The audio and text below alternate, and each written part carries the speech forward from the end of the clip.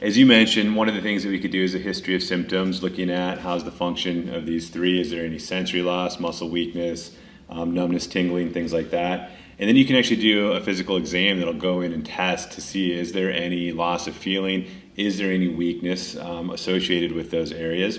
We could also take x-rays of the wrist to rule out like arthritis or a fracture. As Dr. Lee mentioned, we like to look for double crush syndromes as well. So taking x-rays of the neck, possibly shoulder or elbow if it warrants it, can give us extra information about that as well.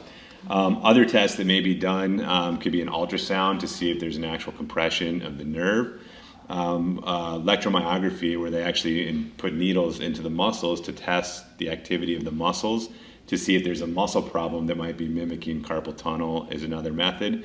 And then the gold standard, which I recommend if anybody's considering surgery, make sure you get a nerve conduction velocity test before that. It's where they actually put needles in the nerves all the way from the neck down. They should be testing the nerves from the neck all the way down to the wrist to see where there is actually compression. And if they do it appropriately, they'll find out if it's just in the carpal tunnel or if it's coming up from the elbow and so forth.